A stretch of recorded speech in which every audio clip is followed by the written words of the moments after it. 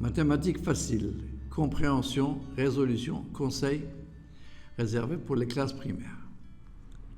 Chers amis, bonjour.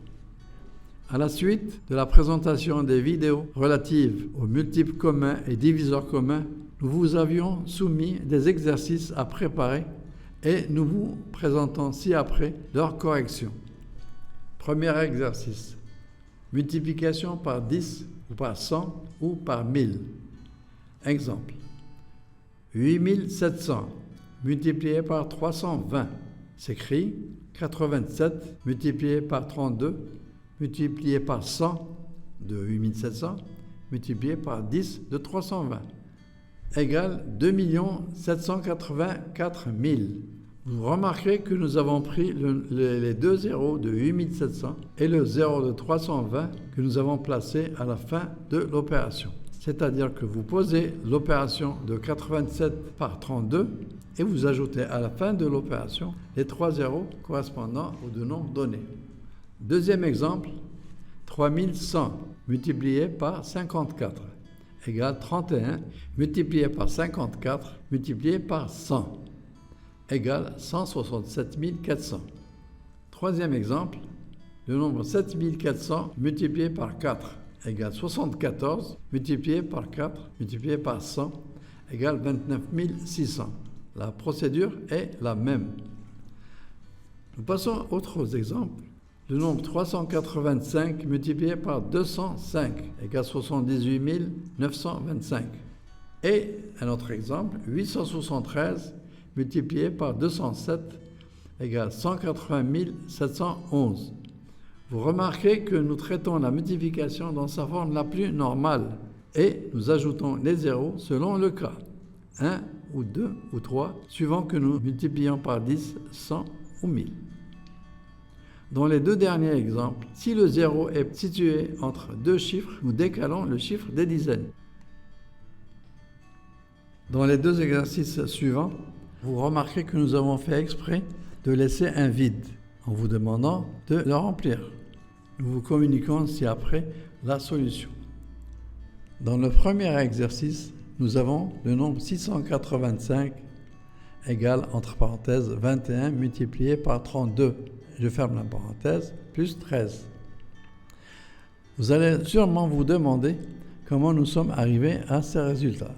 Évidemment, si nous posons la division, nous avons 685 divisé par 21 nous a donné un quotient égal à 32 et un reste égal à 13. Et ceci dans le respect de la formule que nous avons déjà citée auparavant, grand D égale petit d fois Q plus R avec R inférieur à D. Passons au deuxième exemple. Le deuxième exemple nous donne le nombre 823 égale 34 fois 24 plus 7. Et de la même manière, nous l'expliquons, à savoir que 823 qui est le dividende est égal à 34 le diviseur par 24 qui est le quotient et 7 est le reste.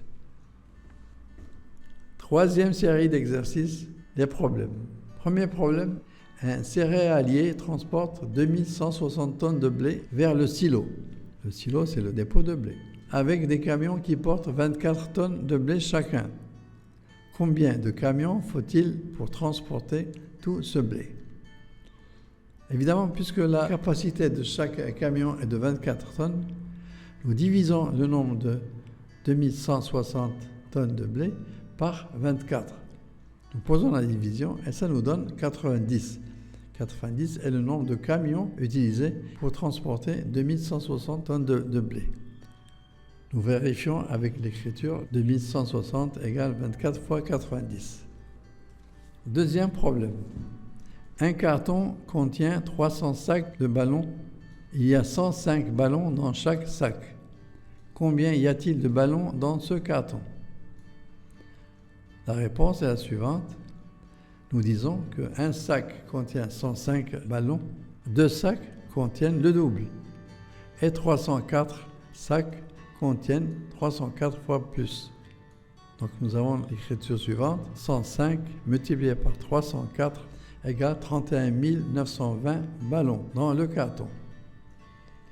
Dans chaque solution, il faut nécessairement mentionner l'unité correspondante. Pour terminer cette série d'exercices, nous vous posons une devinette. Comment, à l'aide de deux bidons, l'un de 5 litres, l'autre de 3 litres, peut-on mesurer une quantité de 4 litres? Voici la solution de cette devinette. Remplissez le bidon de 5 litres. Versez son contenu dans le bidon de 3 litres. Il reste donc 2 litres dans le bidon de 5 litres. Videz le bidon de 3 litres. Versez les 2 litres dans le bidon de 3 litres.